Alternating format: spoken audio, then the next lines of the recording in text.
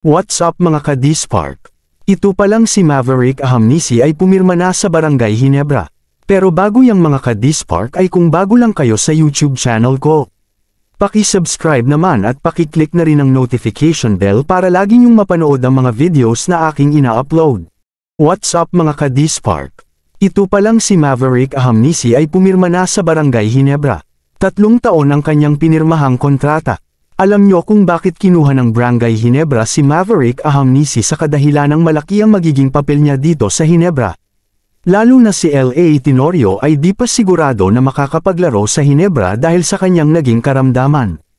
At di naman lingid sa atin na si L.A. Tenorio ay tumatanda na rin at di rin tatagal sa Barangay Ginebra sa larangan ng basketball. Kaya malaking tulong itong si Maverick Ahamnisi sa Barangay Ginebra. At alam naman natin ang kalidad nitong si Maverick Ahamnisi. May tira sa labas at malakas din sa ilalim. Napakabilis din ng basketball IQ niya.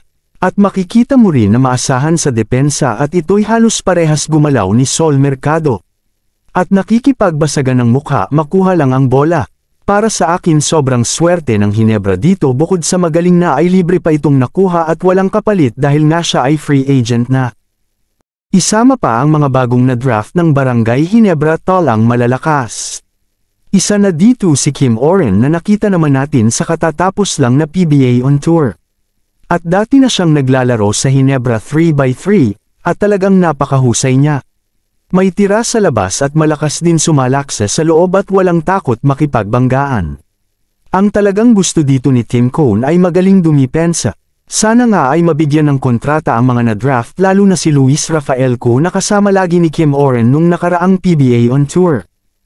Sana nga ay mabigyan ng pagkakataon at mapapirma ng kontrata ng Ginebra ang mga na-draft. Isa na rin dito ang anak ni Assistant Coach Abuda na matagal din na nagserbisyo bilang Assistant Coach sa Barangay Ginebra.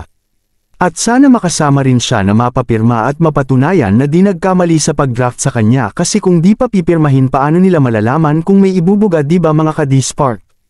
Kung magkaganon malakas na rin ang line-up ng Barangay Ginebra, may pantapat na sa malalakas na team katulad ng Talk and Text.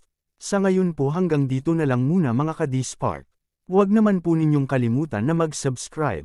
At paki-click na rin ang notification bell para lagi ninyong masubaybayan ang mga susunod kong mga video na i-upload. Marami pong salamat sa inyong panunood. Ingat po tayo lagi sa lahat ng ating mga ginagawa.